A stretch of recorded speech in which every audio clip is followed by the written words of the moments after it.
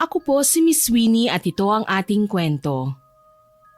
Sabi nila walang magandang patutunguhan ng paghihiganti dahil minsan humahantong ito sa mas malalapang pangyayari. Pero hindi lahat ng paghihiganti ay humahantong sa ganoon dahil ang iba nagiging daan para magsisi at magbago ang isang tao. Mario, yung usapan natin ha, huwag kang makulit dun sa bahay ni Aling Sabel. Medyo masama ang ugali nun eh. Anong medyo masama ate? Ang sabihin mo masama talaga. Usap-usapan nga dito sa barangay natin kung paano niya nilait ang bagong silang na anak ni Aling Teresa eh. Ayun, humantong sila sa opisina sa barangay. Kaya nga, ang sabi ko huwag kang pasaway doon. Kailangan pa natin itong paglalabada para sa extra na baon mo sa eskwela. Hindi naman po ako magpapasaway doon ate. Pero kung marinig ko na nilalait ka o mga kaibigan ko, naku, humanda siya sa akin. Matanda na kasi si Aling Sabel, kaya medyo mainitin ang ulo. Huwag mo na lang pansinin ang mga sinasabi niya ha. Medyo mapanlait talaga siya, pero carry ko naman. Narinig ko nga sabi ni Kapitan. Pinapatawag na naman siya dahil may complaint na naman sa kanya. Aba, mukhang ang lakas ng radar mong sumagap ng chismis ah. Narinig ko lang ang mga yan sa mga kapitbahay natin. Si Aling Sabel kasi kung sino-sino ang nilalait. Lahat ng tao na yata parang nilait niya na eh. Hayaan mo na lang siya, Mario. Huwag na tayong makialam. Baka malait pa tayo. Ikaw ba ate naging biktima na ni Aling Sabel? Biktima talaga ha? Hindi naman, minsan lang nilalait niya yung outfit ko. Hindi raw bagay sa payatot kong katawan. Naku, kung ako sinabihan niya ng ganun, sinapak ko na yun. Hoy, ano ka ba? Huwag ka nang umimik. Maglalaba lang naman tayo dun eh. Pagkatapos nating makuhang pera ay uuwi na rin naman tayo kagad. Oo na po ate ko. Magandang araw po, Miss Winnie. At sa lahat ng mga tagapakinig ng inyong channel. Ang kwento kong ito ay hango sa totoong pangyayari tungkol sa kulam. Bata pa lang kami nang mamatay ang mga magulang namin. Kaya todo kayod ako para matustusan ang lahat ng pangangailangan naming magkapatid. At isa sa mga raket ko noon ay ang paglalabada sa aming kapitbahay. At isa na doon si Aling Sabel, ang kapitbahay namin na sobrang manlait.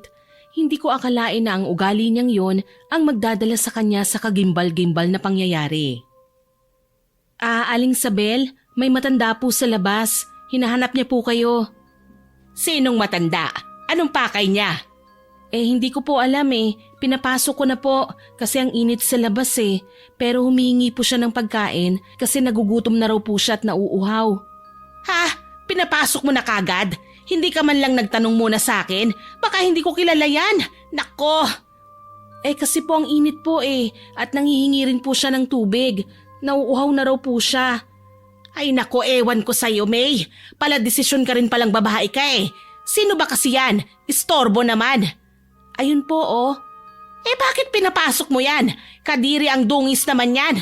Paalisin mo yan sa bakuran ko, May. Po, pero sabi po niya nagugutom daw po siya eh. Kawawa naman po si nanay. Bulag ka ba? Hindi mo ba nakikita na ang dungis niyang matandang yan? Nakakadiri. Ang dumi pa ng paa. Baka may sakit pa yan at mahawa pa ako. Ano pong gagawin ko sa kanya? Aba, ewan ko sa'yo. Kung naaawa ka, ampunin mo para naman magka-reward ka sa pagiging mabait. Nagmamakaawa po kasi siya, Aling Sabel eh. Nakakainis, oo. Ako na nga magpapaalis. Hoy, matandang nakakadiri. Umalis ka nga rito sa bakuran ko. Alis na at baka mahawa pa ako sa sakit na dala mo. Aling Sabel, teka lang po. Huwag niyo naman pong paalisin ng gano'n na lang si nanay. Mukhang hihimatayin na po siya oh. Wala akong pakialam at huwag kang makialam dito. Baka gusto mong mawala ng racket. Pinapapasok mo pa talaga dito yan. Alam mo namang ayoko sa marumi at madudungis. Nakakawala ng swerte ang mga ganyang tao. Hoy, alis na tanda. Doon ka sa ibang bahay manghingi, wag dito. Dinadamay mo pa ako sa kamalasan mo. Parang nilamukos ang puso ko habang pinapanood ang matandang nilalait ni Aling Sabel. Alam ko naman na ganun talaga ang ugali niya eh.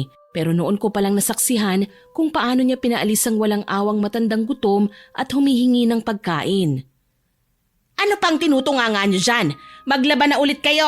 Ayusin niyo yung trabaho niyo ha? At sa susunod, huwag kang basta-basta na lang nagpapapasok ng tao dito sa bahay ko. Baka malas pang pumasok. Pasensya na po, Aling Sabel. Hindi na po mauulit. Yan ba yung kapatid mo na sinasabi mong tutulong sa paglalaba? Opo. Siya nga po pala, si Mario. Nakababata akong kapatid. Magandang umaga po, Aling Sabel. Kapatid mo talaga yan? Hindi kayo magkamukha eh. Po? Ang layo ng mga mukha nyo. Parang kabayo naman ang mukha ng kapatid mo, ang haba ng nguso, samantalang ikaw ang laki ng panga. Ay nako, ang papangit ng mga tao sa paligid ko. Nakakairita ang mga mukha nyo. Ay, grabe naman po kayo, Aling Sabel. Nagmana kasi tong si Mario sa tatay ko, kaya hindi po kami magkamuka. Bakit? Totoo naman ang sinasabi ko ah. Ako lang yata ang maganda dito sa barangay natin. Lahat may diferensya sa pagmumuka. Nakakairita tignan. Mawalang galang na po, Aling Sabel. Pero hindi po magandang ugali ang mapanglait ka sa kapwa mo. Kahit na ganito ang itsura namin, mga tao pa rin kami na may damdamin. Hoy, ano ka ba? Huwag ka na ngang sumabat dyan. Hindi panlalait ang ginagawa ko. Nagsasabi lang ako ng totoo. Bakit? Hindi nyo matanggap na ganyan ang itsura nyo? Katulad na lang ng Teresang yun. Sa totoo naman na pangit ang anak niya. Ang mga tao talaga, hindi kayang lunukin ang katotohanan na pinanganak silang pangit. Pasensya na po kayo dito sa kapatid ko, Aling Sabel. Huwag nyo na lang pong pansinin ang mga sinasabi niya. Diyan na nga kayo. Tapusin nyo yan ha. Ang babagal ng mga kilos nyo. Ang akala ko yun ang pinakamalalang nasaksihan ko sa pagiging mapanlait ni Aling Sabel.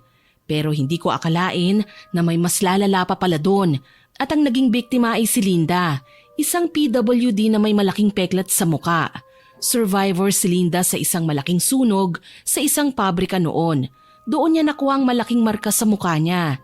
Tahimik lang siyang nagtitinda ng kakanin sa palengke pero isang araw siya ang napagdiskitahan ni Aling Sabel. Linda, magkano nga ulit yung isang supot ng kakanin mo? Matagal-tagal na rin akong hindi nakakakain ng kakanin eh. Oy, May. 50 pesos ang isang supot. Masarap yan, May. Nilagyan ko ng maraming gata ang mga niluluto kong kakanin. Pabili nga ng isang supot lang. Kaming dalawa lang naman ni Mario ang kakain eh. Sige, dadagdagan ko na rin ng 2 suman. Libre ko na yan sa'yo dahil ang bait mo sa'kin. Hala, salamat ha. Kumusta ka naman? Hindi ka na ba pinag-iinitan ng mga bata? Yung mga bata ba? Hindi ko na lang pinapansin. Mga immature pa kasi ang mga yun eh, kaya hindi ko na pinapatulan. Naku, dapat kasi sinusumbong mo sa mga magulang ang mga yan eh. Hindi naman nila ako sinasaktan kaya hinahayaan ko na lang. Naglalaro lang naman ang mga yan eh. Naku, huwag kang mag-alala. Sa susunod na makita ko ang mga batang yun, pagsasabihan ko na tigilan ka na. Naiinis ako kasi walang mga modo eh. Salamat sa'yo, May ha. Ikaw lang yata ang mabait sa akin dito sa barangay natin eh. Naku, wala yun. Natural lang na maging mabait ako kasi mabait ka naman. O sige, salamat ha. Salamat din. Nagtitinda ka na naman dito? Hindi ba sinabi ko na sa'yo na huwag ka nang magtitinda dito dahil nakakadiri ang pagmumukha mo? Aling Sabel, ano pong ginagawa niyo? Ano pa nga ba? Di pinagsasabihan ko itong halimaw na ito na wag na magtitinda dito kasi nakakawalang gana ang mukha niya. Hindi rin natin alam kung anong nilalagay niya dyan sa mga pagkain niya. Aling Sabel, wala naman po akong ginagawang masama ah. Naghahanap buhay lang po ako rito. Naghahanap buhay? Hindi ka na nahiya dyan sa mukha mong sunog? Binabalandra mo talaga dito sa palengke? Ang lakas din ng apog mo, ano? Teka lang po, Aling Sabel. Hayaan niyo lang po si Linda na magtinda. Masarap naman po ang mga pagkain na tinitinda niya eh. Anong masarap? Makinig kayong lahat dito sa palengke. Hindi ba kayo nandidiri kumain ng mga paninda niya? Ang pangit ng mukha oh. At tapos ang lakas ng loob magtinda. Nakakawalang gana kaya yan. Inaano ko po ba kayo? Hindi ko naman kayo pinipilit na bumili nitong mga kakanin ko ah. Sa mukha mong yan, duda ako na isa kang mangkukulam. Huwag kayong bumili sa pangit na to. Baka may mga sumpa ang tinitinda niya. Sumusobra na po kayo, Aling Sabel. Tama na po. Walang ginagawang masama si Linda. Bakit po ba kayo ganyan sa kanya? Napakalaitera niyo naman po. Hindi lait yan. Concerned citizen lang ako. Pasalamat ka nga kahit pangit ka, kinukuha pa kita para maglaba. May karma din ang mga katulad niyong mapanghusga at mapanlait sa kapwa. Makikita niyo. Kakainin niyo rin ang lahat ng mga sinabi niyo. babalik sa inyo ang lahat ng kasamaan nyo. Ha! Umalis ka na nga at wag ka nang magtitinda pa rito. Yang pagmumukha mo ang nagdadala ng malas dito eh. Hindi ka lang pangit, ang dungis mo pa. Linda, sandali. Ang mga paninda mo, wag mong iwanan dito. Umalis si Linda habang umiiyak. Hindi ako makapaniwala na nagawa yun ni Aling Sabel sa harap mismo ng maraming tao. Alam ko naman na masama ang ugali niya at palapintas, pero sumobra siya doon sa ginawa niya kay Linda. Simula sa araw na yon, hindi ko na nakita si Linda na nagtitinda sa palengke at nabahala ako dahil ang alam ko yun lang ang tanging pinagkakakitaan niya ng hanap buhay. Kaya ang ginawa ko, binisita namin siya ni Mario at dinalhan ng pagkain. Naku, salamat sa inyo ha, May. Ang bait-bait niyo sa akin. Nahihiya tuloy ako sa inyo eh. Nag-abala ka pa talaga na bigyan ako ng pagkain. Naku, wala yan. Maliit na bagay lang yan. Nag-alala kasi ako sa'yo doon sa nangyari sa palengke. Hindi ka na kasi bumalik doon para magtinda. Ang sarap pa naman ng mga luto mo, Ate Linda. Dapat magtinda ka ulit. Nahihiya na kasi akong magtinda, Mario. Tsaka iniisip ko parang totoo yung sinabi ni Aling Sabel eh. Ang pangit-pangit ko, tapos nagtitinda ako ng pagkain. Nakakawalang gana kaya yun. Oy, wag kang maniwala sa mga sinasabi niya, Linda. Sadyang ganun lang talaga ang bibig ng matandang yun. Palibhasa, walang love life yun kaya masama ang ugali. Oo nga, hindi naman totoong pangit ka eh. May peklat ka lang sa mukha pero hindi ka pangit. Binobola niyo lang ako eh. Totoo po, Ate Linda. Tsaka si Aling Sabel naman ang pangit. Ugali pa lang hindi na makain ng aso. Palagi niyang sinasabi na maganda siya. Eh hindi naman. Eh kasi nga isa siyang beauty queen nun dito sa lugar natin. Kaya medyo lumaki ang ulo. Gusto mo, Ate Linda? Tulungan kita magtinda tuwing Sabado at Linggo? Nako, si Mario talaga ang kulit din ano?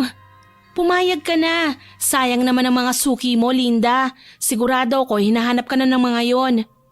Tignan ko lang kung kaya ko talaga ha. Para kasing sinampal ako ng katotohanan eh. Huwag mo na kasing intindihin ang mga sinabi ni Aling Sabel. May karma din na matandang yan. Naniniwala talaga ako na may bayad ang lahat ng mga ginawa niya, May. Ang masamang ugali, nasusuklian ng kasamaan. Oy, nakakatakot naman yan ha. Totoo naman kasi. Yung matanda nga pinaalis niya, kawawa yun. At nasisiguro ko na may karma si Aling Sabel sa ginawa niyang yun. Huwag mong sabihin yan. Totoo po, hindi niya dapat ginawa yun dun sa matanda. Nanghingi lang naman ng tulong yung tao eh. Sana nasa maayos na kalagayan lang yung matandang babae. Nagpatuloy ako sa raket kong paglalaba kay Aling Sabel tuwing Sabado at Linggo. Hindi ko na lang pinapansin ang mga masasamang sinasabi niya tungkol sa mga kapitbahay namin. Pero ilang linggo matapos ang ginawa niya kay Linda, napansin ko ang panghihina ni Aling Sabel hanggang sa sunod-sunod na ang lagnat nito. Kahit pa na ganun ang ugali niya, naaawa ako sa kanya dahil wala naman siyang pamilya at kasama sa bahay. Kaya nagboluntaryo ako na babantayan ko siya habang may sakit siya. Pumayag naman siya at sinabing bibigyan niya ako ng pera. Nakakainis itong lagnat na to. Pabalik-balik. Magkakasakit pa yata ako dahil sa mga kamalasang dala ng mga walang yang kapitbahay na yan eh. Aling Sabel, bakit niyo po ba nasabi na malas sila? Wala naman po silang ginagawang masama eh. Anong wala? Kita mo nga ang mga yan. Ang tatamad, palaging nagchichismisan sa kanto. Yun lang ang ginagawa nila buong araw. Nagdadala ng kamalasan yan. Yan pagiging mapanlait niyo po, nagdadala rin po yan ng kamalasan, lalo na kung makakasakit ka ng damdamin ng ibang tao. Aba, kinukontra mo na ako ngayon? Hindi naman po. Sinasabi ko lang po ang nasa isip ko. Aray, ang sakit ng ulo ko. Kanina pa ako nahihilo eh. Hindi ako makakilos ng maayos. Tignan ko po kung may lagnat kayo. Naku po, ang taas po ng lagnat nyo, Aling Sabel. Kailangan nyo pong uminom ng paracetamol. Iabot mo nga sa akin ang gamot ko. Nandyan lang sa cabinet. Eto na po ang gamot nyo. Eto po ang tubig, Aling Sabel. Ay, ang sakit ng katawan ko. Pakiramdam ko may mga gumagapang sa balat ko. Hindi ko maintindihan ang nararamdaman ko. Po? Gusto niyo po bang samahan ko kayo sa ospital? Mukhang kailangan niyo pong pumunta sa ospital eh. Bakit mabait ka sa akin ngayon? Hindi ka naman ganyan. Ito namang si Aling Sabelo, hindi naman po ako masamang tao. Siyempre, may malasakit po ako sa kapwa, kahit na medyo masama ang ugali nyo. Tsaka may sahod naman po ako dito sa pag-aalaga ko sa inyo eh. Ginagawa ko lang po ng maayos ang trabaho ko. Tumahimik ka na nga lang dyan. Ang ingay-ingay mo. Mas lalong sumasakit ang ulo ko sa boses mo eh. Samahan mo ako sa ospital. Magpapacheck up ako dahil 2 linggo nang pabalik-balik tong lagnat ko. Uso pa naman po ang dengue ngayon, Aling Sabel. Ang dami mo pang sinasabi eh. Bilisan mo na nga. Ang bagal ng kilos mo. Sinamahan ko si Aling Sabel sa ospital para magpa-check up. Ginawa ang lahat ng test sa kanya. Pero nang lumabas ang resulta, walang makitang sakit o impeksyon ng doktor sa kanya. Niresetahan na lang siya ng paracetamol at ng pampatulog para makapagpahinga siya. Lumipas pa ang ilang linggo, kapansin-pansin ang pamumula ng balat ni Aling Sabel. At habang nilalabhan namin ni Mario ang damit niya, nakita namin na may patay na insekto sa mga damit nito. Nagtataka man, hindi ko na lang yun pinansin. Ang hindi namin alam, yun na palang simula ng paglala ng kanyang nakakakilabot na sakit. Ate, tignan mo to oh. Bakit may mga maliliit na mga uod dito sa batya? Ha? Anong uod ang sinasabi mo? Walang uod dyan. Hindi naman basura ang nilalabhan natin eh. Ano tong mga to ate? Mga uod yan di ba? Maliliit nga lang. Tignan mo nga ng mabuti. Kadiri. Teka, ang liit eh. Hala, bakit nga may uod dito sa mga damit? Nakakadiri naman yan ate. Nagtataka rin po ako. Kasi mga damit naman ng mga yan eh. Teka, palitan natin ng tubig sa batya. Baka may basura o patay na ipis lang na nasama dito kaya may uod. O baka naman inuuod na yan si Aling Sabel dahil sa sama ng ugali. Hoy, ano ka ba? Baka marinig ka nun magagalit yun sa atin. Tsaka may sakit yun. Huwag ka naman ganyan, Mario. Totoo naman kasi na masama ang ugali niya. Baka nga karma niya na yung pagkakasakit niya ngayon eh. Huwag ka na nga magsalita ng ganyan. Lahat ng tao nagkakasakit, no? Nasa labas kami ng bahay ni Aling Sabel nang bigla naming marinig ang matinis niyang sigaw galing sa loob ng bahay. Kaya nagmamadali kaming pumasok ni Mario para tignan kung ano ang nangyari kay Aling Sabel. At doon kami nagimbal sa itsura niya. Anong nangyayari sa balat ko? Bakit ang hapde? Aray! Ano pong nangyayari, Aling Sabel? Ate, ang balat niya, nagsugat-sugat. Ang kati at ang hapdi ng balat ko. Parang may gumagapang sa ilalim ng balat ko. May mga pigsarin po ang mukha niyo, Aling Sabel. Bakit po naggaganyan ang balat niyo? Hindi ko alam. Gawan mo ng paraan. Dalhin mo ako sa ospital. Ano pang tinatanga-tanga mo dyan?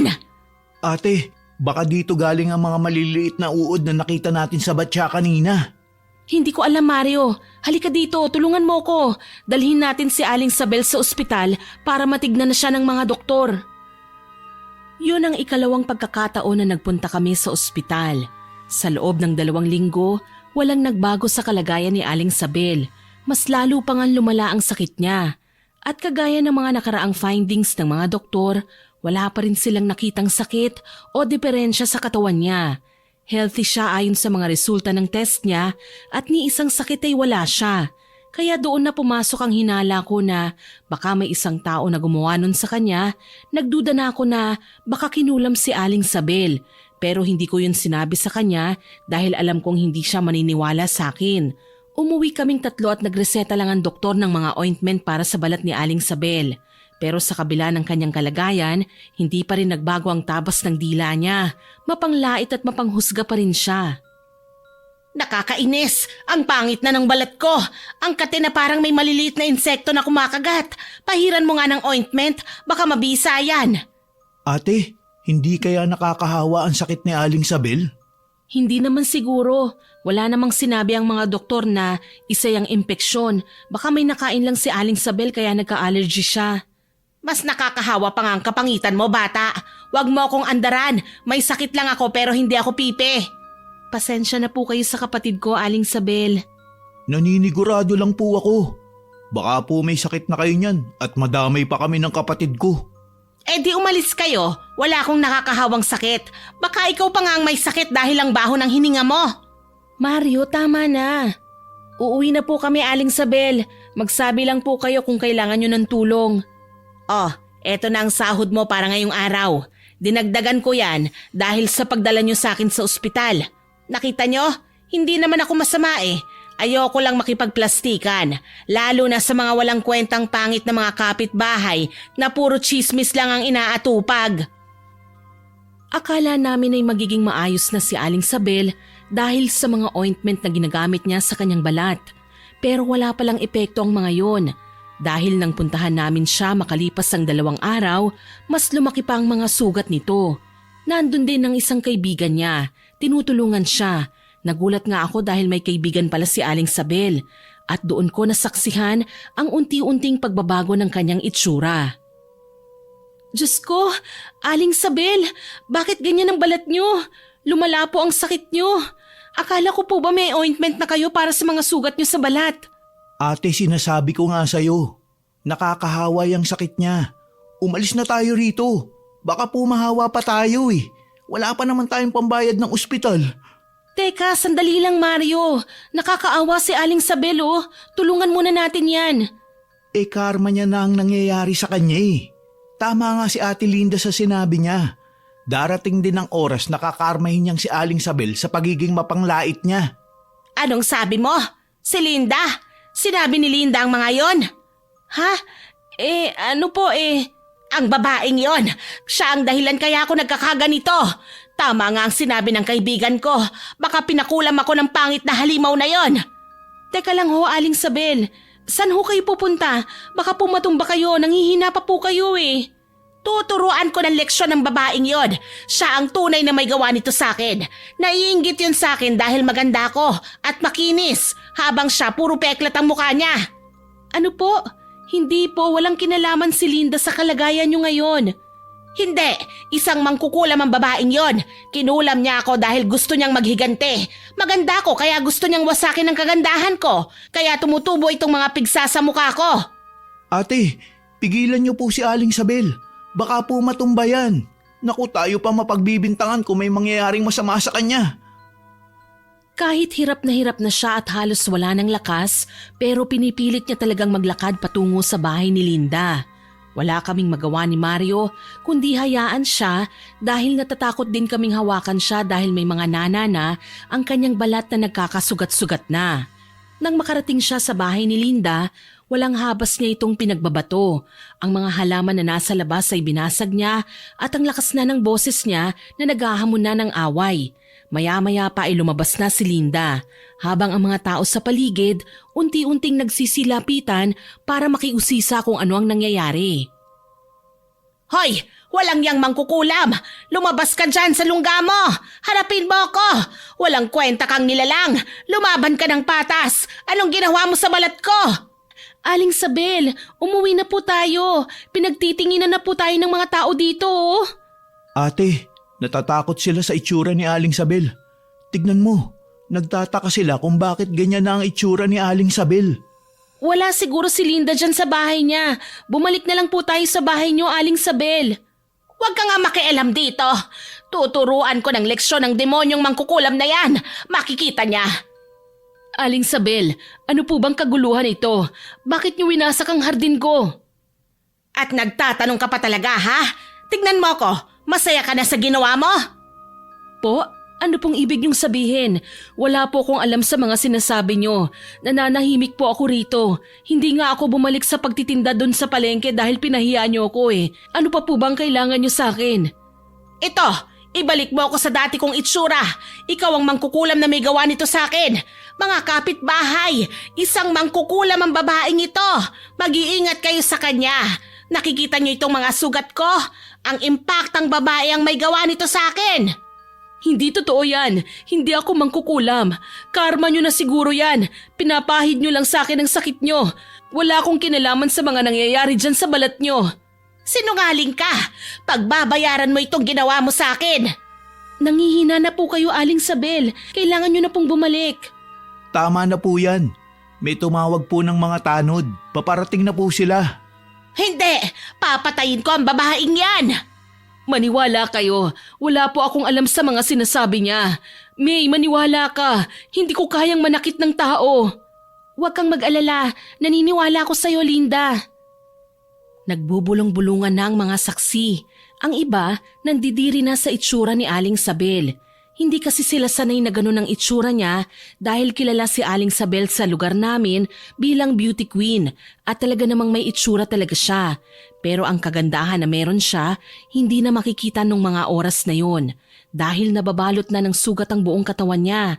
Ang mukha niya, puro pigsa na nilalangaw na dahil umaalingasaw na ang amoy patay sa kanya. Sa tingin mo ate, totoo kaya na kinulam si Aling Sabel? Malaki ang posibilidad na yun nga ang nangyayari, Mario. Pero sino naman kaya ang gumawa nun sa kanya? Totoo kaya yung sinabi ni Aling Sabel na si Ate Linda ay isang mangkukulam? Hindi naman siguro. Ganun lang ang mukha ni Linda pero hindi gagawa ng kasamaan ng babaeng yun. Siya pa nga ang palaging biktima ng pang-aabuso eh. Eh sino naman kaya ang nagpakulam kay Aling Sabel kung totoo ngang kinulam nga siya? Ewan ko, hindi ko alam. Pero sa dami ng taong nasaktan ng mga panlalait niya, nasisiguro ko na isa sa kanilang may gawa nun. Di ba may kilala kang albularyo na manggagamot ate? Yung lolo ng kaibigan mong si Janice? Oo, naaalala mo pa pala si Mang Tinoy. Bata ka pa lang nung huling punta natin sa bahay nila. Oo naman, mabait si Mang Tinoy kaya hindi ko siya makakalimutan. Tsaka nasa mga edad 10 na po ako noon. Siyempre maaalala ko na siya. Magaling namang gagamot si Mang Tinoy, Mario. Kung kinulam nga si Aling Sabel, baka pwede tayong humingi ng tulong sa kanya. Talaga ate? Eh alam niyo po ba kung saan sila nakatira? Oo naman. Paano kung si Ate Linda nga yung mangkukulam ate? Anong gagawin natin? Hay nako, bakit ba pinipilit mong si Lindang may gawa nun? Wala lang po. Naisip ko lang. Nag-iisip kasi ko ng mga posibleng mangkukulam dito sa atin eh. Rinig ko sa mga chismis sa kapitbahay natin. Natutuwa sila sa nangyari kay Aling Sabel. Hay, ang sama naman. Kahit pag-aano kasama ang tao, mas masama pa rin ang maghangad ng hindi maganda sa kapwa natin. Ilang beses pa nagpabalik-balik si Aling Sabel sa ospital. Nagmamakaawa na siya sa mga doktor at nurse doon pero sa bawat pagbalik ni Aling Sabel doon, ganun pa rin ang resulta ng mga test sa kanya. Saksi ako sa pagbabago at pagkalugmok ng kanyang katawan. Galing sa maganda, makinis at malusog na si Aling Sabel hanggang sa naging payat siya na puno ng sugat ang buong katawan na halos hindi na siya makilala. Ang lahat ng mga tao sa barangay namin iniiwasan ng bahay niya. Takot na mahawa sa sakit o sa sumpa na dumapo sa kanya. Ako lang yatang hindi takot dahil alam kong bunga yun sa kulam at hindi nakakahawang kulam. At doon ko rin nasaksihan ang unti-unting pagbabago ng kanyang ugali. Bakit nandito ka pa? Hindi ka ba natatakot sa itsura ko? Kailangan ko po ng pera, Aling Sabel. Malaki naman po ang bigay nyo sa pag-aalaga ko sa inyo kaya okay na sa akin yun. Tsaka kung nakakahawa pa yung sakit nyo, matagal na po sana akong nahawa sa inyo. Ang sakit ng buong katawan ko, May. Ang mga sugat sa balat ko, ang hapde kapag nalalapat sa damit ko. Karma ko na'y hata ito. Ang pangit-pangit ko na. Huwag po kayong magsalita ng ganyan. Magtiwala po kayo na malulunasan din po ang sakit nyo. May lunas pa ba ito? Hindi ako gumagaling at ganun pa rin ang resulta ng mga test ko. Pakiramdam ko parusa ito galing sa Diyos dahil sa pagiging masama ko sa aking kapwa. Nako, naniniwala pa rin po pala kayo sa Diyos, Aling Sabel? Aba, oo naman. Medyo masama lang ang tabas ng dila ko. Prangka akong tao dahil ayokong makipagplastikan. Pero may Diyos pa rin naman ako. Hindi ako masamang tao, May. Pero may mga nasaktan po kayo dyan sa pagiging prangka nyo. Minsan kasi, mas maganda pa rin kung magiging mabait tayo sa ating mga sinasabi. Aba, pinapangaralan mo ba ako? Hindi po, nagsasabi lang din po ako ng totoo. May, tignan mo, anong nangyari sa balat ko? Bakit ang daming uod? Ano po? Uod? Saan? Ayan o, nasa mga sugat ko ang maliliit na uod. Hala, yan yung mga uod na nakita namin ni Mario nung naglalaba kami nung nakaraang linggo. Kinakain nila ang sugat ko. Ang hapdi. Tanggalin mo ang mga yan, May. Ayoko sa uod. Teka lang po, kukuha po ako ng basahan. Bilisan mo. Aray, ang hapdi. Ang katet ang hapdi ng kalamnan ko. Aray ko. Ate, ano po nangyari? Narinig ko po si Aling Sabel na sumisigaw. Mario, mabuti at nandito ka pa. Yung mga uod na nakita natin nung nakaraang linggo, galing pala sa mga sugat ni Aling Sabel. Ano? Ibig sabihin kinakain ng mga uod ang balat niya? Oo, ganun na nga. Bilis, kumuha ka ng maligamgam na tubig at samahan mo ng alkohol. Anong gagawin mo dun, ate? Lilinisin natin ang sugat niya para matanggal ang mga uod. Diyos ko naman, ano ba nangyayari dito? Nakakatakot na to. Bilis na! Alisin niyo ang mga nakakadiring uod na yan. Alisin niyo. Eto na ho, Aling Sabel. Diyos ko, ang dami pa pala nila. Saan ba nanggaling ang mga ito? Ate, may mga uod pa sa kama. Ang dami. Ha? Marami sa kama ko. Teka, tignan ko.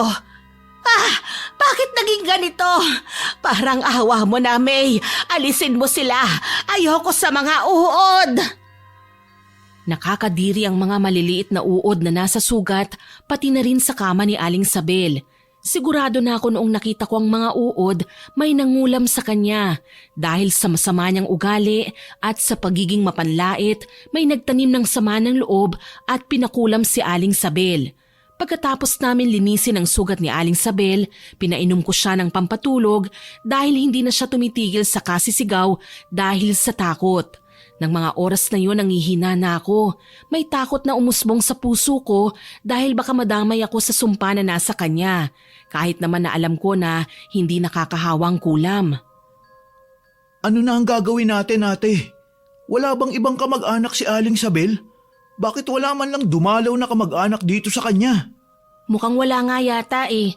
Dahil kung meron, di sana nagpunta ng mga yun dito. Napaka-imposible naman kung wala kahit isa lang. Wala talaga? Yung kaibigan niya lang ang bumisita sa kanya. Bukod doon, wala na. Yan ang nga bang sinasabi ko eh. Kapag masama ang ugali mo, walang mag-iisip sa'yo kapag nagkakasakit ka na.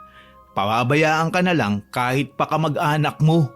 Huwag ka nga maingay dyan, baka marinig ka niya. Baka magising yun. Totoo naman ah.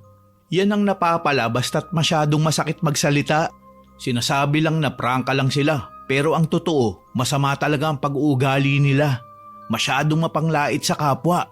Hay, sino kaya ang may gawa niyan kay Aling Sabel? Alam mo kapag hindi yan malulunasan, ewan ko na lang kung saan hahantong ang sumpa niya. Pwede ba niyang ikamatayan, ate? Sa pagkakaalam ko, oo. May mga sumpa na hanggang sa kamatayan talaga, hindi nababawi. Nakakatakot naman kung ganun. Hindi kaya baka madamay tayo? Tinutulungan natin siya eh. Hindi naman siguro. Wala naman tayong ginagawang masama eh. Tsaka, siya lang naman ang may sumpa eh. Hindi tayo kasali. E paano kung magalit yung nagpakulam sa kanya? Dahil tinutulungan natin si Aling Sabel. Baka akalain niya kakampi tayo. Hindi naman siguro. Wag naman sana. Eh malaki-laki din tong binabayad ni Aling Sabel sa atin, ate. Puntahan kaya natin si Mang Tinoy at magtanong tayo sa kanya. Eh may bayad yun, ate. Ano yun? Tayo magbabayad? Siyempre hindi ano. Samahan mo ko. Puntahan natin siya. Alam ko pa kung saan ang bahay niya. Medyo malayo nga lang. Eh baka nga mas magalit tong nagpakulam kay Aling Sabel, ate. Makikialam pa tayo. Anong gusto mong gawin natin? Hayaan na lang si Aling Sabel sa kalagayan niya hanggang sa kainin na siya ng mga uod? Alam mo hindi magandang lagay niya. Teka lang, ate. Ano yun? Ha? Saan? Ano ba yung nakikita mo? Bakit may mga insekto sa kusina, ate? Tignan mo, oh. May mga salagubang at langaw sa kusina. Diyos ko, inaatake na ng insekto ang buong bahay? Ayoko na, ate. Hindi na maganda to. Pati ang bahay ni Aling Sabel, pinamumugaran na ng mga langaw at insekto. Alis! Mga langaw! Nakakadiri kayo! Umalis nga kayo rito! Mario, kunin mo nga yung insect sprayer sa likod ng bahay. Teka lang, kukunin ko. Ang daming langaw! Eto na po, ate. Hala, bakit mas dumami sila? At may mga palaka pa sa CR. Nilalamon na ng mga insekto ang bahay ni Aling Sabel. Umalis na tayo rito, ate. Iwanan natin yan si Aling Sabel. Nadadamay tayo sa sumpa niya eh. Teka lang, hindi pwede. Mag-spray muna tayo ng insect repellent para naman mapatay natin ang ibang langaw at insekto. Ito ang sa inyo, mga nakakadiring insekto. Nasusuka ako, May. Ate, Ha? Bakit? si Aling Sabel. Sumuka ng mga buhay na uod at insekto. Tignan mo siya. Aling Sabel, Diyos ko po, anong mga yan? Tulong! Ayoko na! Tulungan mo ako, May! Ayoko na nito! Aling Sabel, dadalhin kita sa ospital. Sumuka ka na ng buhay na uod. Nakita mo ba to? Ang lala na po ng sakit nyo. Bakit ba nangyayari sa akin ito? Diyos ko, patawarin niyo po ako sa mga nagawa kong kasalanan. Malaki po ang paniniwala ko na kinulam po kayo, Aling Sabel. Bakit ako kukulamin? Hindi naman ako masamang tao. Wala akong pinatay. Hindi ako mapanlinlang sa kapwa. Pero sobra po kayo mapanlait, Aling Sabel. Mario, ano ba? Para na rin matauhan siya, ate. Na ang lahat na nangyayari sa kanya dahil din yan sa pag-uugali niya. Palagi kasi niyang sinasabi na mabait siyang tao. Pero marami naman ang nasasaktan sa mga salitang lumalabas sa bibig niya. Hindi po pagiging prangka yun. Kung kinulam ako, sino naman ang gagawa nun? Teka lang po, lilinisin ko po itong nakakadiring suka nyo, Aling Sabel. Tulong! Ang sakit-sakit na ng katawan ko. Hindi ko na kaya ito. Mamamatay na yata ako. Huwag po kayong mag-alala. Tutulungan po namin kayo ni Mario. Ate, anong tulong niyang pinagsasasabi mo dyan? Dapat nga umuwi na tayo eh. At huwag na makialam dyan. Napakadelikado niyan. Madadamay tayo. Ano? Pababayaan natin si Aling Sabel? Oo, kasi hindi naman natin siya kaano-ano eh. Tsaka hindi ka ba natatakot, ate? Tignan mo nga ang paligid natin. Nakakatakot na. Paano kung mapunta sa atin ang sumpa? Papayag ka ba? Pupuntahan ko nga si Mang Tinoy. Siyang makakatulong sa atin. Bakit ba ang tindi ng malasakit mo sa mapanglait na matandang yan? Nilalait nga tayo niyan eh. Mario, hindi kaya ng konsensya ko na pabayaan na lang ang isang taong nangangailangan ng tulong. Kahit gaano pa siya kasama. Huwag tayong tumulad sa kanila. Nagtalo pa kami ni Mario dahil sa nangyari. Hindi ko naman kayang pabayaan ang isang matanda na nangangailangan ng tulong at aruga kahit ganun pa ang ugali ni Aling Sabel. Kaya ang ginawa ko, si Mario ang iniwan ko para magbantay kay Aling Sabel habang ako naman nagpunta sa bahay ni Mang Tinoy. Abot langit ang dasal ko ng mga oras na yon na sana ay nandun pa rin siya sa dati niyang tinitirhan at sana buhay pa siya. Nang nakita ko si Mang Tinoy na lumabas sa pinto ng kanyang bahay, para akong nabunutan ng tinik sa dibdib. Anong maipaglilingkod ko sa iyo, Ineng? Mang Tinoy, magandang umaga po. Ako po si May, kaibigan po ako ni Janice Lo. Naaalala niyo pa po ba ako? Palagi po akong bumibisita kay Janice noon. Dito po kami gumagawa ng mga assignments noon. Abay, paano kita makakalimutan? Palagi kang may dalang peanut butter at pandesal tuwing dadalaw ka. Halika, Ineng, pasok ka. Wala rito si Janice. Nagpunta sa kabilang baryo.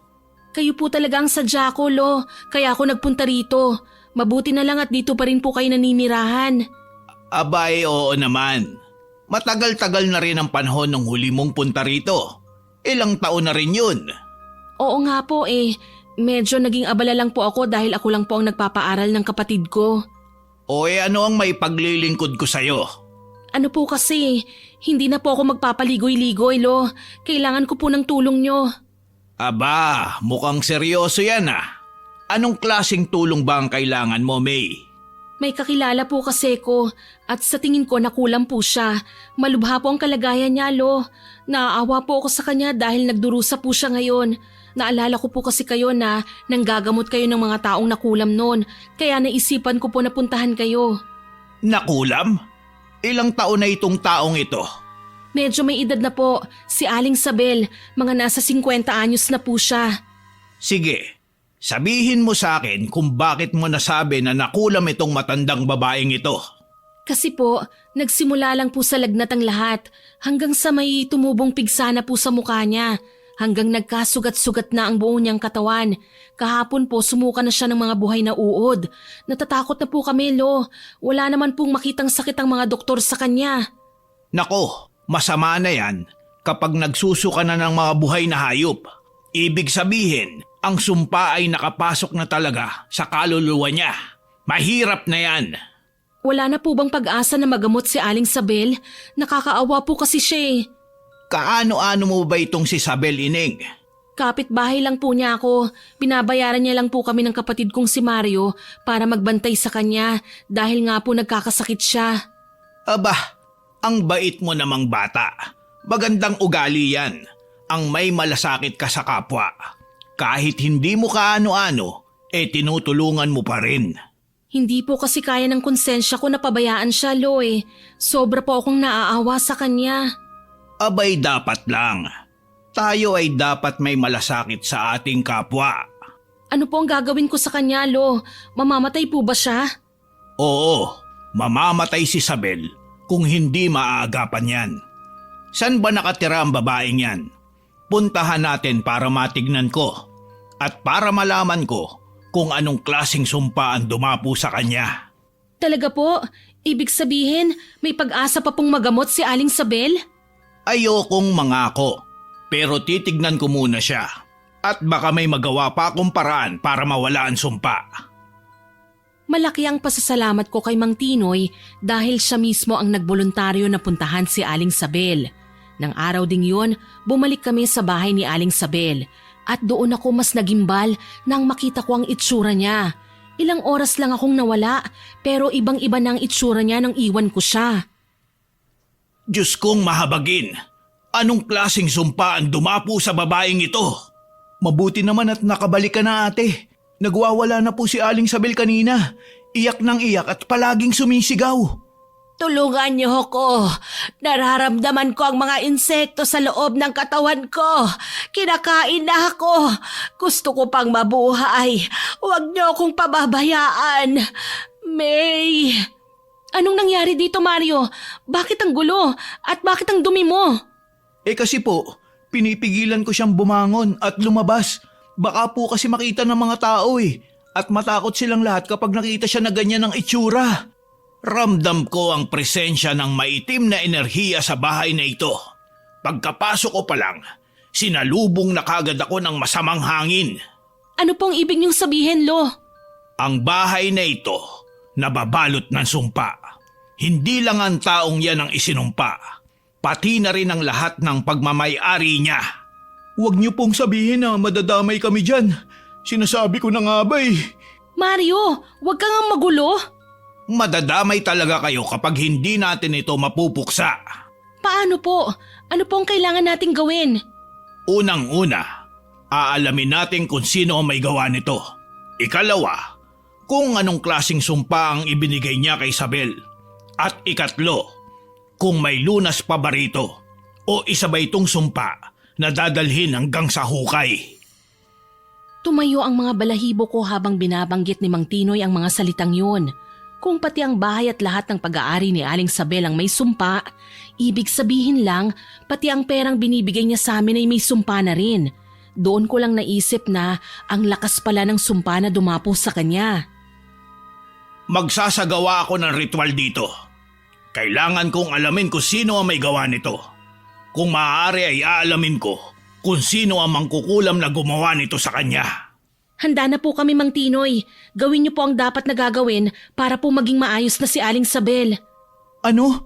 Sasali tayo sa ritual, ate? Nahihibang ka na ba? Umuwi na tayo. Tutal nandito na naman si Mang Tinoy Siya na ang bahala sa lahat. Hindi ka ba nakikinig kanina? Damay tayo sa sumpa dahil lahat ng pag-aari ni Aling Sabel may sumpa na rin. Pati ng perang tinanggap natin sa kanya. Pambihira naman Sinasabi ko na nga ba Huwag ka na ngang magalit dyan. Tulungan na lang natin si Mang Tinoy. Huwag kang tumunga nga dyan. Pero sinasabi ko sa inyo, ang ganitong klaseng kulam ay hindi ito basta-basta nababawi. Kailangan may kapalit ito o kabayaran. Tulong! Kahit anong kapalit gagawin ko, basta alisin niyo lang itong mga insekto sa katawan ko. Ang sakit-sakit na ng kalamnan ko. Anong kabayaran po yon, Mang Tinoy? Nakakakilabot naman po ang mga sinasabi niyo. Parang ang hirap. Kapag ang nasumpa ay buong pusong magsisisi at humingi ng kapatawaran sa taong may kasalanan siya, dun lang gagana ang ritual na gagawin ko. Ibig sabihin, kailangan natin hanapin kung sino ang nasaktan ni Aling Sabel? Hindi natin alam eh. At wala po tayong alam kung taga saan yun. May paraan ako. Alamin natin ang pinagmulan ng sumpa para dun din natin masimulan ang pagbawi nito. Maghanda kayo ng isang salamin, yung walang basag. Meron po ditong salamin na malaki, Mang Tinoy. Kukunin ko po. Ikaw naman, Mario. Maghanap ka ng asin at isang puting kandila at isang itim na kandila. Bilisan mo. Marami pa tayong gagawing ritual. Wala na tayong oras. Opo, Mang Tinoy. Babalik din kagad ako. Inilagay ko ang salamin sa mesa na nasa gitna ng silid habang ang puti at itim na kandila naman ay nakasindi na at asin ay nasa tabi nito. Tahimik ang silid. Ang tanging maririnig na tunog ay ang ungol at mahihinang iyak ni Aling Sabel. Si Mang Tinoy, tahimik lamang habang nakapikit ang mga mata nito na tila naghihintay ng tamang tiyempo. Halos hindi na ako humihinga habang naghihintay sa gagawin ni Mang Tinoy. Hindi pa naman yun ritual para sa pagbawi ng sumpa pero ang lakas na ng tibok ng puso ko. May nakikita akong mga anino. Bakit maraming mga anino? Anong ginagawa nila sa bahay ko? Anong anino po yun? Nakikita niya ang mga aninong nagdala ng sumpa sa kanya. Hindi magandang pangitain yan. Ibig sabihin, nandito sila para maningil. Malapit nang matapos ang sumpa. Konting panahon na lang. Ate, kailangan tapusin na ni Mang Tino yung ritual kung ano man niyang gagawin niya. Natatakot na ako para sa ating dalawa eh. Huwag kang mag-alala, Mario. Magaling namang gagamot yan si Mang Tinoy. Isa siyang mataas na antas na albularyo kaya may tiwala ako sa kakayahan niya. Sana lang talaga umabot ang ritual niya. Kinakabahan na ako. Hindi na ako mapakali dito eh. Shh! Huwag ka nga maingay. Nagsisimula na si Mang Tinoy sa ritual niya. Patayin niyo ang ilaw. Para itong kandila lang ang magsisilbing ilaw sa loob ng silid na ito. Opo, Mang Tinoy. Ang apoy na puti ay ang ilaw ng katotohanan. Ang apoy na itim ay ang magbubunyag ng anino ng nagsumpa. Nagsimula nang magsalita ng ibang lingwahe si Mang Tinoy. Wala kaming maintindihan sa mga salita niya. Nakapikit ang kanyang mga mata habang mabilis ang pagbigkas niya ng mga salita. Kumuha siya ng asin at ibinudbud niya yon sa salamin. Saksi ako kung paano nagsayaw ang mga anino sa madilim na silid na yon. Nanindigan lahat ng balahibo ko sa katawan sa takot at gimbal. Sa buong buhay ko, noon ko lang naranasan ng ganong klaseng kilabot. Hindi pa rin tumitigil si Mang Tinoy sa pagsambit ng mga kakaibang salita habang sa bigla na lamang itong tumigil. Kasabay ng pagtigil niya ay ang paghigop ng salamin sa mga anino sa palibot namin. At doon na namin nakita kung sino ang nangulam kay Aling Sabel. Hinding-hindi ko makakalimutan ang itsura niya. Ate, siya yung... Itong matandang babaeng ito ang nagbigay ng sumpa kay Sabel. Kilala ko siya, Mang Tinoy. Siya yung babaeng nangihingi ng pagkain nung nakaraang linggo. Hindi lang siya isang ordinaryong babae. Bakit po? Ano po siya? Kilala niyo po ba ang matandang yan, Mang Tinoy? Hindi ko siya kilala. Pero alam ko kung anong klaseng nilalang siya. Ano po? Isa siyang mangkukulam, Ineng. Siya ang nangkulam kay Sabel at hindi ordinaryong sumpa ang binigay niya. Isang sumpa ng parusa at mabisa ang sumpang yan kung may puot at galit ang gumawa ng sumpa. Ano na po ang gagawin namin, Mang Tinoy? Napatingin ako sa itsura ni Aling Sabel habang nakaratay siya sa kanyang kama. Halos masuka ko nang dumako ang paningin ko sa mga inuuod niyang sugat. Ang mukha niya hindi na makilala dahil napuno na ito ng mga pigsa. Hindi pa rin mawala-wala ang takot sa puso ko dahil sa mga nasaksihan ko nang nagre-ritual si Mang Tinoy. Totoo ngang mabagsik ang isang kulam kung ito ay dahil sa paghihiganti. So, ano na po ang susunod nating gagawin? Kailangan ba nating hanapin ang matandang yun? Oo, at humingi si Isabel ng kapatawaran. Isa yun sa mga kailangan niyang gawin para magiging mabisa ang pagtanggal ng sumpa. Hindi kaya magagalit ang mangkukulam na yan, Mang Tinoy, kapag nagsagawa kayo ng ritual para matanggal ang sumpa na ipinataw niya? Baka kasi isumpa niya rin tayo eh. Huwag kayong mag-aalala. Hindi naman basta-basta tumatalab ang isang sumpa na mangkukulam kung wala kang ginawang masama sa kapwa mo.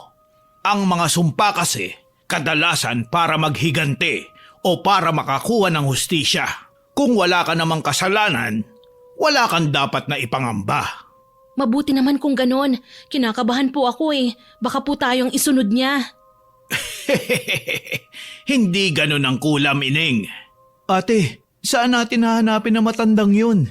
Nang limos lang naman yun dito at umalis din kaagad nang hindi binigyan ni Aling Isabel ng pagkain at tubig eh. Libre naman maging mabait. Hindi naman kawalan sa atin ang magbigay ng konting tulong sa kapwa, lalo na't sa mga nangangailangan at matanda na. Ito ang palagi kong sinasabi. Walang bayad ang pagiging mabait sa kapwa, pero may sukli ang pagiging masama. Yun na nga po eh. Tinaboy po kasi ni Aling Isabel yung babae, lo. Tapos diring-diri pa siya dahil madungis ang matanda. Ang bawat kabaitan ay may balik na magagandang bagay. Pero ang bawat masamang gawain ay may malas na kapalit. Kaya mas magiging maingat kayo sa mga ginagawa nyo, lalo na sa kapwa natin. Gusto ko nga pong tulungan yung matandang babae eh. Kaso galit na galit po si Aling Isabel dahil pinapasok ko sa bakuran niya. Kaya ayun, nilait niya ng todo. Ang problema, kung saan natin mahahanap yun? Baka naman may ibang paraan pa ho kayo, Mang Tinoy. Baka pwedeng humingi na lang ng kapatawaran si Aling Isabel pero hindi na po kailangang hanapin ng matanda.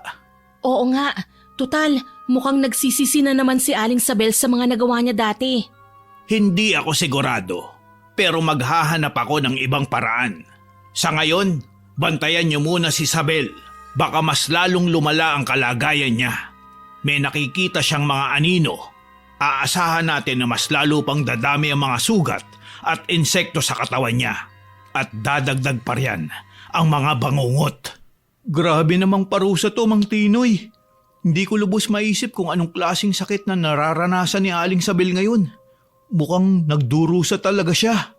Abay, oo naman. Kaya nga mas mabuti kung magiging mabait tayo. Wala namang bayad yun eh. Tahimik buong gabi si Aling Isabel. Mukhang nakatulog siya ng mahimbing pagkatapos siyang painumin ni Mang Tinoy ng katas ng halamang gamot. Ang sabi ng mabait na manggagamot, nakakatulong ang gamot na yon para mabawasan ng sakit na nararamdaman ni Aling Isabel at para hindi siya dalawin ng bangungot. Doon na kami sa bahay ni Aling Isabel natulog ng gabing yon. Kasama namin si Mang Tinoy, malayo kasi ang lugar nila at gabi na para umuwi pa siya. Pansamantalang nawala ang mga insekto dahil sa pagpapausok ni Mang Tinoy gamit ang iba't ibang klasing dahon. Pero ang akala naming tahimik at matiwasay na pagpapahinga ng gabing yun humantong sa nakakatakot na pangyayari. Si Aling Isabel, bigla na lamang may nangyaring kakaiba sa kanya at doon lang namin napansin na siya pala ay tila sinaniban. Ate, anong oras na ba? Bakit ang lamig? Umuulan ba? 2:00 na ng madaling araw. Ang lamig nga eh. Teka, bibigyan ko ng kumot si Mang Tinoy, baka nilalamig na yon. Parang may aircon dito sa bahay. Ang lamig naman. Wala naman nakakabit na aircon dito sa bahay ni Aling Isabel ah. Baka malamig lang talaga. Madaling araw na kasi. Hala ate, ano yun? Tignan mo ang pinto sa silid ni Aling Isabel. Bakit nakabukas? Oo nga ano. Sandali lang, titignan ko muna siya. Ate, si Aling Isabel. Bakit nakatayo siya? Akala ko mahina na ang katawan niya. Aling Isabel, ano pong ginagawa niyo? Nakakatayo na po kayo? Kamusta po ang pakiramdam niyo? Ate, baka maayos na siya. Baka wala na ang sumpa. Hindi eh, parang may mali sa kanya. Bakit nakatayo lang siya dyan sa dilim? Parang hindi siya dumadaing sa sakit ngayon. Walang ingay. Teka, lalapitan ko muna. Sandali, nasan si Mang Tinoy? Natatakot ako sa kanya, Mario. May kakaiba eh. Huwag mong lapitan. Tatawagin ko muna si Mang Tinoy. Si Aling Sabel lang yan. Anong kakaibang sinasabi mo, ate? Akala ko pa naman ang tapang mo eh. Hindi, masama ang kutob ko eh. Bakit nandyan lang siya? Aling Sabel, ayos lang po ba kayo? May kailangan po ba kayo? Baka nauuhaw lang siya, ate. Nang mga oras na yon ay ramdam ko ang takot na gumapang sa buo kong sistema. Hindi ko mawari pero parang may masamang enerhiya ang nakapalibot sa amin. At sa hindi ko maipaliwanag na rason, nararamdaman ko yon. Nakapatay ang ilaw sa silid ni Aling Sabel at ang nakapagtataka dahil nakabukas naman yun nung natulog kami ng gabing yun. Nandun lang siya sa madilim na sulok, nakatayo at hindi nagsasalita. Blankong nakatingin siya sa akin. Napaatras ako sa takot nung humakbang siya patungo sa kinatatayuan ko. Nang mailawan na siya, doon ako halos mawala ng malay dahil sa takot na lumukob sa akin. Ate, Si Mang Tinoy, nasan Mario? Tawagin mo siya. Gusto ko nang gumaling. Pagalingin niyo na ako. Aling Sabel, bumalik na po kayo sa silid nyo. Hindi pa po kayo nagagamot. May sumpa pa po kayo eh. Kailangan nyo pong bumalik sa silid nyo para maging maayos kayo. Hindi. Yung matandang tinaboy ko, siyang may gawa nito sa akin, hindi ba? Kinulam niya ako dahil nilait ko siya, hindi ba?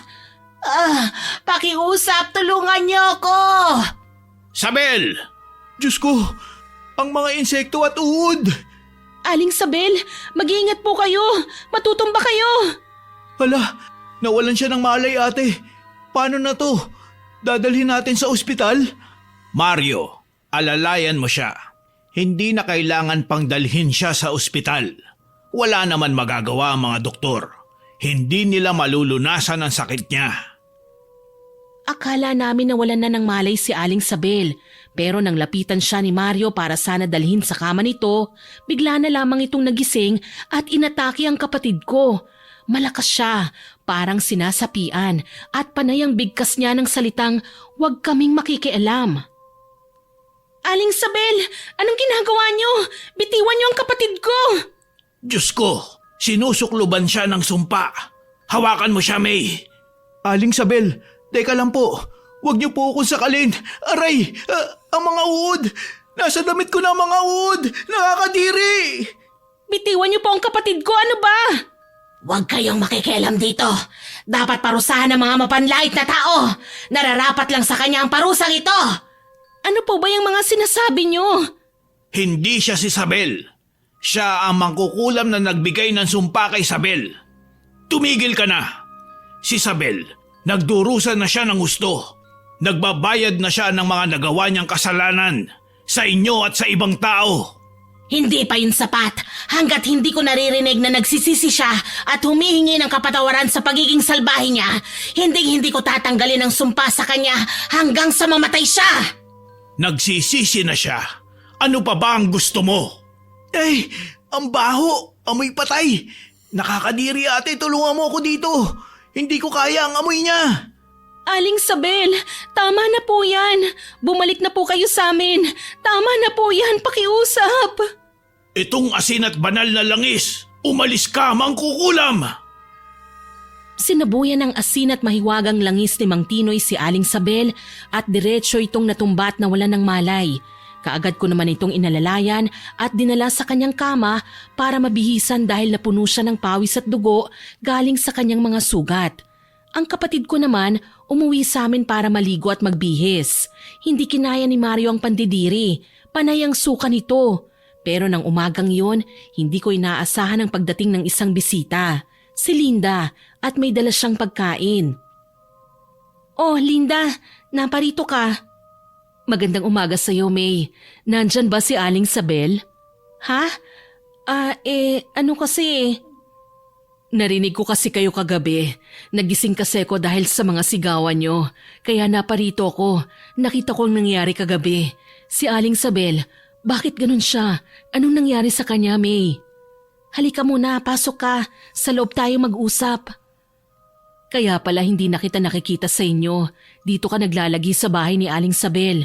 Akala ko kasi pinasok ng mga masasamang loob si Aling Sabel kagabi. Tutulungan ko sana, kaso nakita ko kayo ni Mario.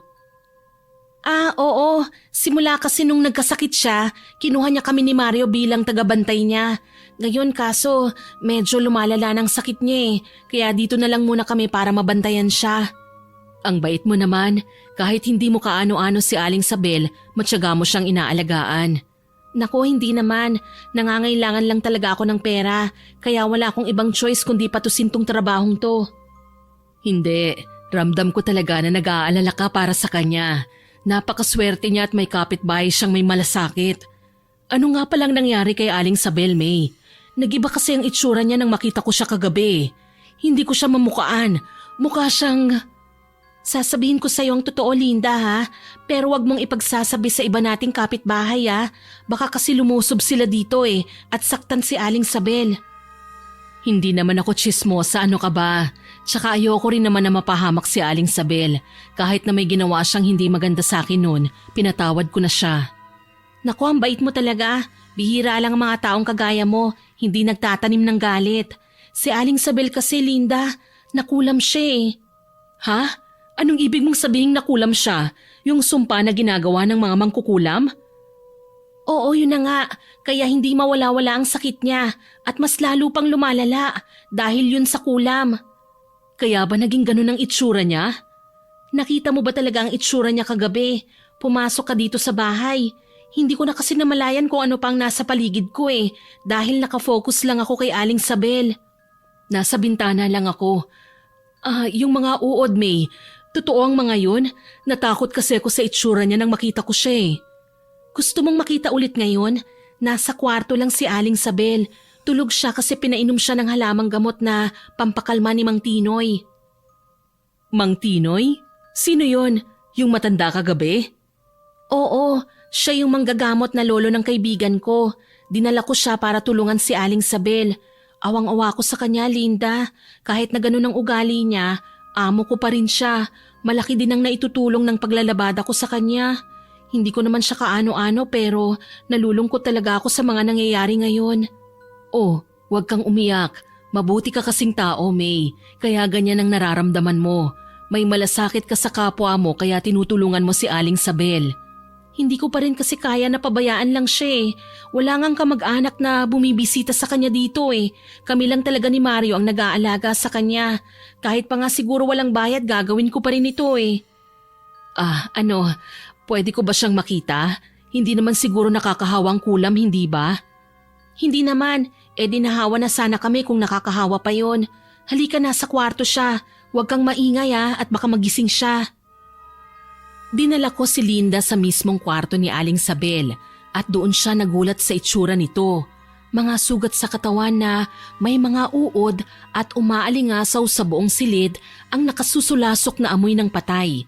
Hindi rin nakayanan ni Linda ang nakita niya at mabilis siyang lumabas at sumuka sa labas. May bisita ka pala. Nakabalik na po pala kayo, Mang Tinoy. Opo, si Linda po. Kapitbahay din po namin siya. Nagpunta siya rito dahil narinig pala niya ang nangyari kagabi. May, ano yung nakita ko? Mas klaro ang mga sugat at uod ngayon kaysa kagabi. Nakakatakot. Ano ba yung mga uod na yun? Saan sila nanggaling? Ayos ka lang ba? Dito tayo sa loob. Ito palang sinasabi kong manggagamot, si Mang Tinoy. Isa siyang mahusay na albularyo. Magandang umaga po sa inyo, Mang Tinoy. Pasensya na po maaga akong bumisita. Ay nako, walang problema yan. Hindi ka dapat humingi ng pasensya. Hindi ko naman bahay ito eh. Mag-almusal muna tayo. May dalang pagkain po si Linda, Mang Tinoy. Magtanong na kayo kung may katanungan kayo tungkol sa mga nasaksihan nyo kagabi. Sasagutin ko lahat hanggang sa makakaya ko.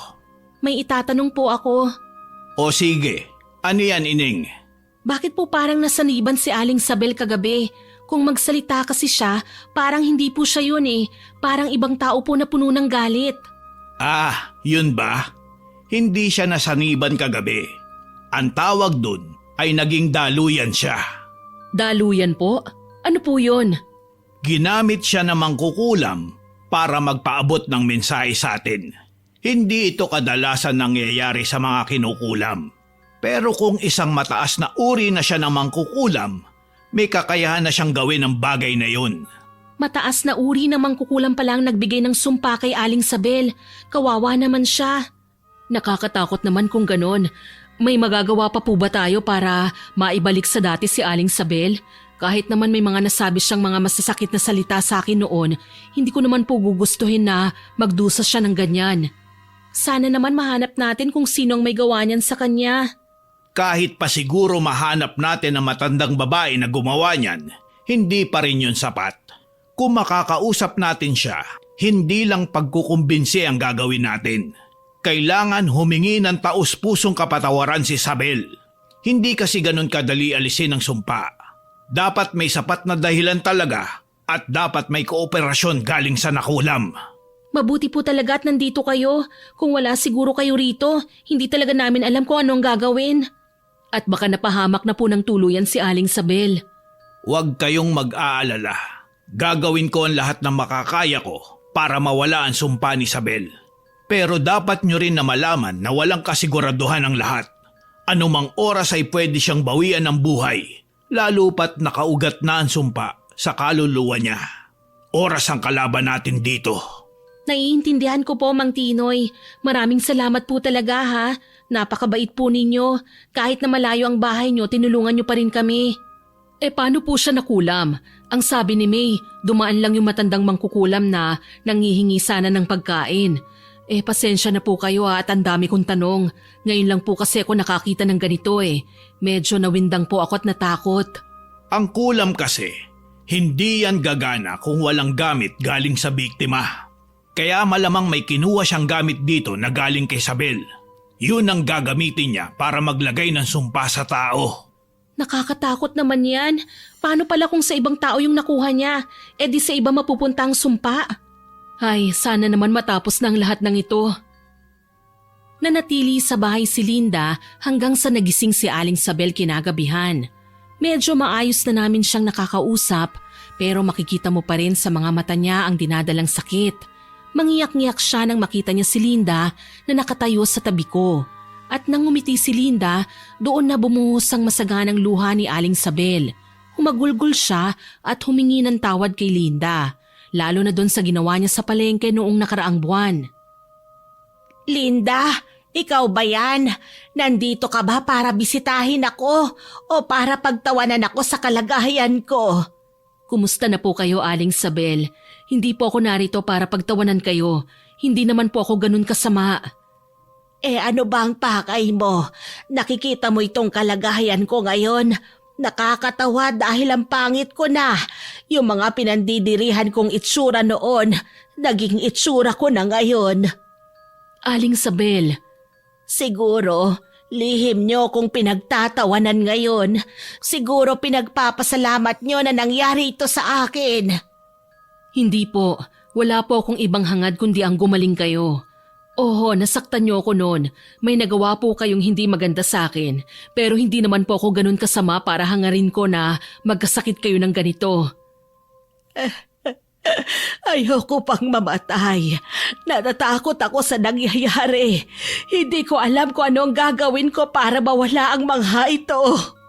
Aling Sabel, may tumutulong po sa atin. Alam niyo naman po siguro kung ano talagang nangyayari, hindi ba? Oo, alam ko.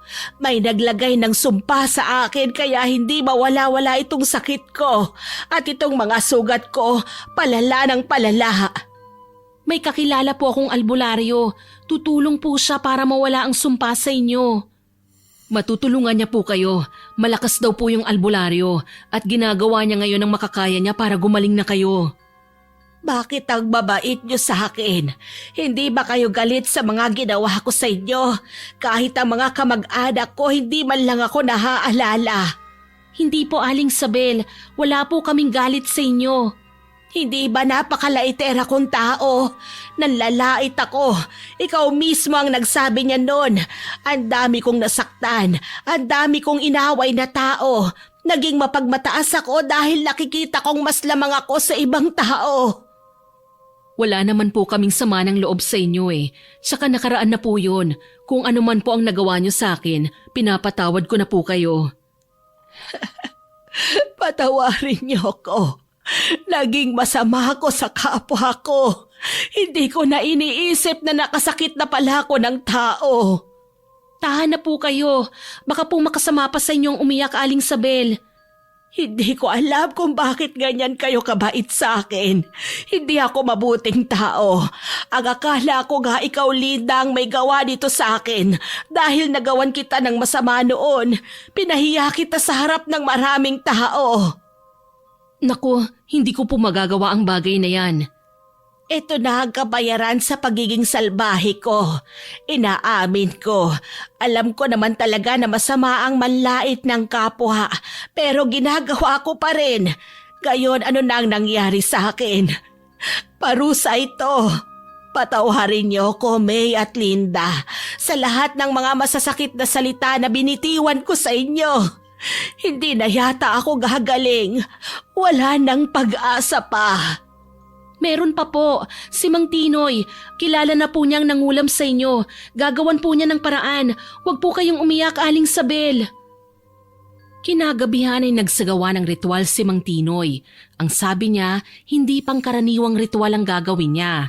Isa yung mabisa at mahirap na ritual. Hindi na namin kailangan panghanapin ng matandang mangkukulam. Ang gagawin lang namin, isarado ang pinto ng sumpa para matigil ito, kaya pinaghanda niya kaming 3. Ihanda niyo ang mga kakailanganin nating mga gamit. Delikado ang ritual pero susugal ako. Isa akong manggagamot at hindi ako aatras sa hamon na ito. Baka po may maitutulong ako sa inyo. Gagawin ko po. Ako rin po, Mang Tinoy. Nandito lang po ako kung kailangan niyo ng tulong. Sigurado ka? Baka naman magsusuka ka na naman yan. Umiiyak ka pa nga dahil may nakain kang uod. Natural lang yun. Nabigla kasi ko nung nalasahan ko sila sa bibig ko At mabaho din kaya nasuka ko. Ikaw kaya makakain ng uod. Subukan mo nga ate nang malaman mo ang lasa. Naku, ito naman hindi mabiro. Sige na, maghanda na tayo. Tama na ang biruan. Ikaw lang naman ang madaldal. Ang ritual na gagawin natin ay ang ritual ng pagsarado ng pinto ng sumpa. Pero may kapalit ang bawat ritual. Hindi nawawala ang sumpa. Siniselyuhan ko lang ito. At para hindi mabuksan ang selyo, kailangan ni Isabel na humingi ng tawad sa lahat ng kanyang nasaktan. Dahil tunay siyang nagsisisi at mangangako na hindi na ulit gagawa ng masama sa kapwa. Isabel, naririnig mo ba ang mga sinasabi ko? Naririnig ko.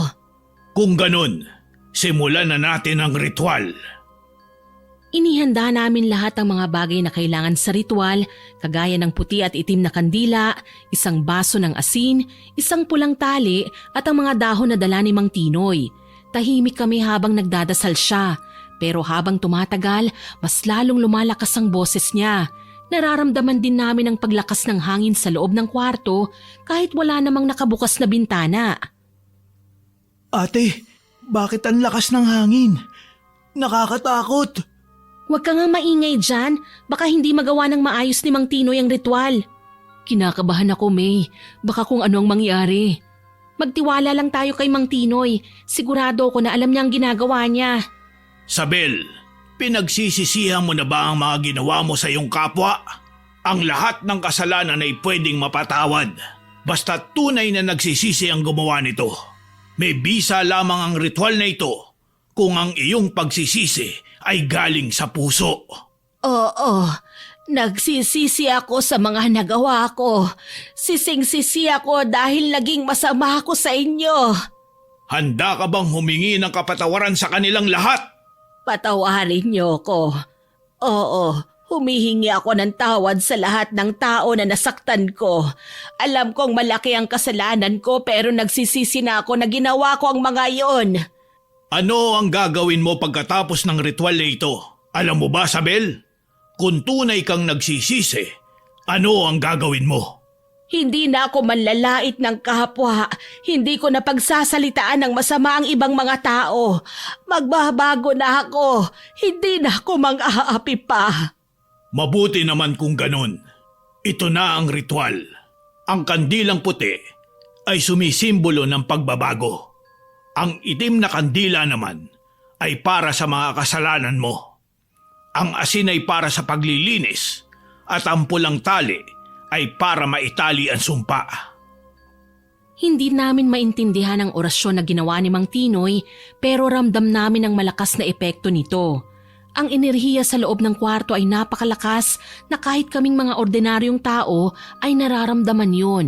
Gamit ang pulang tali, tinali niya ang itim at puting kandila at binudburan ito ng maraming asin. Mas lalong lumaki ang apoy ng mga kandila at kahit na malakas ang hangin sa loob ay hindi ito namatay. Pero bigla na lamang tumigil ang lahat at kasabay ng pagkawala ng hangin ay ang pagkamatay ng apoy sa kandila at sinundan yun ng isang nakabibinging katahimikan. Tapos na po ba? Nawala ng hangin. Mang Tinoy, ano na po ang nangyari? Naging matagumpay po bang ritual na ginawa nyo? Ang ritual na yun ay may bisa kung susundin lahat ni Isabel ang mga sinabi niya kanina. Ibig sabihin, magiging maayos na po siya? Mawawala na po ang mga insekto at mga uod? Tama ka, pero hindi kagad mawawala ang mga sugat niya. Mabuti naman kung ganon. Abot langit po ang kaba ko habang ginagawa niyo yun. Ate, tignan mo si Aling Isabel. Ang mga uod sa kama niya. Ha? Hindi na gumagalaw ang mga uod. Ibig sabihin, mabisa ang ritual niyo, Mang Tinoy. Pagkatapos ng ginawa ni Mang Tinoy, unti-unti nang naging mabuti ang kalagayan ni Aling Isabel. Ang mga sugat niya ay natuyo, nawala na rin ang pagkamaga ng kanyang muka. Ang nakasusulasok na amoy nawala na rin at sa loob ng ilang linggo, nakakatayo na siya at muli nang nakakalakad. Hindi ko talaga alam kung paano ako makakabawi sa kabaitan niyo sa akin, May. Paano ko ba kayo mapapasalamatan? Naku, si Aling Isabel talaga, oo. Wala ho yun. Huwag niyo nang isipin ang mga yon. Wala naman po kaming hinihiling na kapalit eh. Uy, meron kaya? Dapat hindi naman lalait si Aling Isabel. Mabuti naman po at nakakalakad na kayo. Linda, maraming salamat din sa iyo, ha? Kung hindi sa tulong niyo, baka kinain na ako ng tuluyan ng mga uod na yon. Kaya po dapat, wag na kayong manglait. Maging mabuti na po kayo sa kapwa nyo. Nakakahiyaman dahil ako yung matanda, pero ako ang pinagsasabihan niyo ng magandang asal. Ikaw naman kasi, Aling Isabel. Ang sama-sama nyo dati. Sinabihan nyo ako ng pangit at bad breath. Hoy, tumigil ka nga. Nagbago na si Aling Isabel. Bakit inuungkat mo pa yan? Nakaraan na yun, no? Pinapalabas ko lang sa loobin ko. Pero peace po sa inyo, ha, Aling Isabel. Wala po akong sama ng loob sa inyo. Ano nga palang mangyayari doon sa matandang babae na nangulam sa kanya? Baka naman babalikan pa niya si Aling Isabel. Ang sabi ni Mang Tinoy, hindi na raw yun babalik. Yung sumpa na binigay niya nakaselyo na. Sigurado? Baka naman babalikan tayo, ha? Naku, ayoko talaga sa mga uod eh. Yan ang pinakaayaw ko simula ngayon. May trauma na ako sa uod. Nagpatuloy ang paglalabada ko kay Aling Isabel. Siya na rin ang sumalo sa gastos sa pagpapaaral kay Mario dahil ang sabi niya, yun daw ang paraan niya para pasalamatan kami. Hindi na ako tumanggi dahil malaking tulong din yun sa akin. Ilang taon na ang lumipas, nasa ibang bansa na kami ng kapatid ko at wala na akong balita pa kay Aling Isabel. Pero habang buhay na nakatatak sa utak ko, ang yugtong yon ng buhay ko. Kahit nasa ibang lugar na kami ni Mario, hindi pa rin mawala-wala ang takot at gimbal na naramdaman ko tuwing dumadako ang alaala ko sa mga nangyari noon.